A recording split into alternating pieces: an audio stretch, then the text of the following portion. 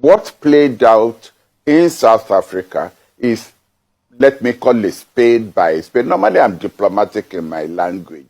South Africa has simply shown itself as an enemy of Nigeria that is determined at all costs to checkmate Nigeria wherever it gets the opportunity to do so. Now, in today's video, I have something very, very interesting for you.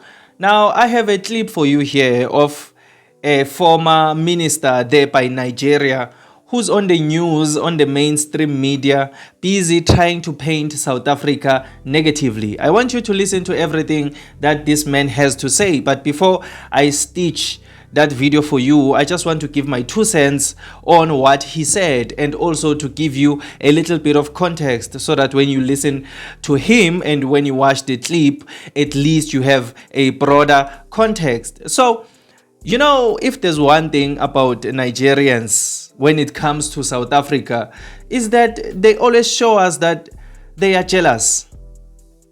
They are jealous of us, South Africa. You know, this man, the former minister, is saying, he once told Nigeria and Nigerians that there's going to come a time where a country will try to take their place in Africa. So I'm guessing he was a minister back then when Nigeria was the country in Africa, the giant of Africa. I'm not really sure if there was a time when Nigeria was the giant of Africa. But then the way he's speaking, he's making it seem as if he told them during a time when Nigeria was at its prime that there's going to come a time where a country will try to take their place. And that is exactly what South Africa is doing right now. South Africa is trying to replace Nigeria. South Africa is trying to take their place. That is basically what he's saying. Tell me if there is not jealousy. If Nigeria deserved to be the #1 country here in Africa, it would be the #1 country here in Africa. But then simply because South Africa in many ways is better than Nigeria, now it's as if every opportunity that we get as South Africa, we use to try and kill Nigeria. We use to try and make sure that we come out on top of Nigeria. Every opportunity that we get, we try and undermine them. We try and oppress them. That is what this man is saying. Basically, you will listen to him. That us as South Africans, every opportunity that we get, we use that opportunity to try and oppress Nigerians. We are after their sport here in Africa. Tell me if there is not jealousy. He's even using this issue of BRICS to say that South Africa doesn't want Nigeria to be a part of BRICS and things like that, as if South Africa is the one that makes the decisions for BRICS. I mean, BRICS is not a South African thing. It's not a South African movement. But he's making it seem as if everything that South Africa says, BRICS follows. He's making it seem as if South Africa says we don't want Nigeria in BRICS, then BRICS will say yes, we don't want Nigeria, as if BRICS is controlled by South Africa, when that's not the case. But they are pushing the narrative to say that South Africa doesn't want Nigeria in BRICS because we see Nigeria as a threat. What kind of nonsense is that? I mean, that is nonsense. You know, I really don't know why is it that Nigerians think that we are so interested in them as South Africans. You know, I can tell you that we are only interested in Nigeria and Nigerians with regards to the behavior of Nigerians in South Africa. That is our only interest when it comes to Nigeria and Nigerians. We are interested in the crime that you are busy doing, the drugs, the prostitutions. We want to get rid of that thing. That is what we are interested in. But we are not interested in Nigeria and Nigerians in such a way that we are using each and every opportunity that we get to oppress Nigerians. We are jealous of Nigerians. We are always trying to compete with Nigerians. I can tell you that as South Africans in South Africa, we are not focused on that. That is not our focus. But it's as if when Nigeria and Nigerians look at us as South Africa, they see people who are just always in competition with them, who are trying to oppress them, who are trying to make sure that we always rise above Nigeria, when that is not the case. We are the best here in Africa as South Africa because we are focused on South Africa. That is the very reason we are the best here in Africa. We are the best because we are not too focused on other people. We are focused on South Africa and our issues. And that is the reason we are the best here in Africa. If we were too focused on Nigeria and these other countries, as they would like to believe, we wouldn't be the best here in Africa. So instead of them learning from us as South Africans to say, you know what, let us focus on ourselves. Let us leave South Africa because South Africa has people who are focused on South Africa. Let us go back to Nigeria and just focus on Nigeria. Instead of doing that, they are out there spreading lies, saying that we want to use each and every opportunity that we get to oppress them as South Africa, when that is not what's happening here in South Africa. We have many serious issues that we need to be focused on, and I can tell you that Nigeria isn't really one of them.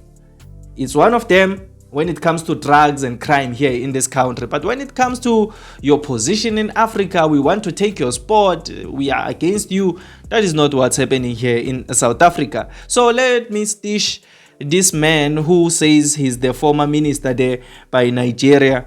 Listen to what he's saying on the news and then tell me on the comment section down below, what do you think about this whole situation?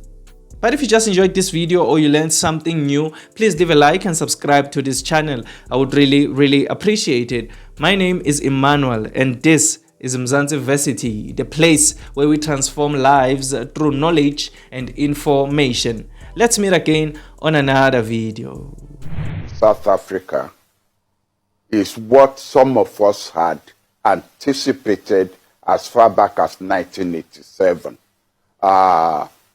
I was the minister at that time. I warned Nigerians that the anti-apartheid struggle was basically over, and Nigeria will have to redefine its foreign policy and know that there are going to be competitors for its status. Nigerians didn't listen to me at that time. That is when I proposed the concept of medium powers. You know, BRICS is a variation of the concept of medium powers. Nigerians rejected my proposal, even though foreign countries that we invited accepted that proposal. If Nigeria has embraced and pursued that policy, we will be the one, in fact, who will have been determining the fate of South Africa, not South Africa determining our fate. What played out in South Africa is, let me call it spade by spade. Normally I'm diplomatic in my language. South Africa has simply shown itself as an enemy of Nigeria that is determined at all costs to checkmate Nigeria wherever it gets the opportunity to do so. Whether it is the xenophobic attacks on our people there. Say South Africa thinks ahead. It already has its eyes on the election to the Security Council of the United Nations. Now it's got BRICS. It's got two of the superpowers on its side and intends to use that to checkmate Nigeria. And yet this is the time when we are saying we should be closing down embassies. Our embassies are badly financed. There are good people in that ministry. There are good ambassadors who are prepared to do their best. But you cannot clap with an empty hand. You cannot perform your functions when you are not properly financed. South Africa continues to open embassies, continues to provide funds for it. We are the ones who have become our own enemies.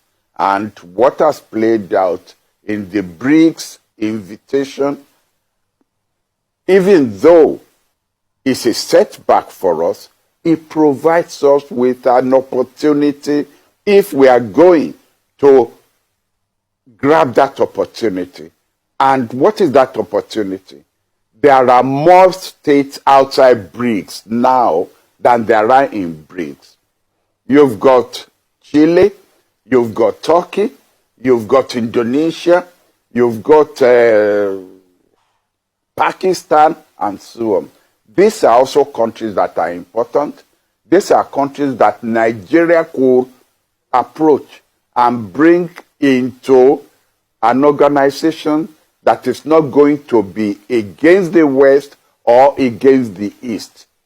This is an opportunity for a clever application, again, of a new concept of medium powers. Are we going to grab it? It's up to those who are in power. Okay. On Saturday, this is not an advert, but on Saturday, the Academy of International Affairs is having an open Zoom town hall on BRICS, opportunities, and I can't remember the rest of the title. On Saturday, to which all professional elites, those who are thinking about foreign policy, have been invited to join, and we hope to examine the ABC of the opportunities that the rejection in BRICS gives to us.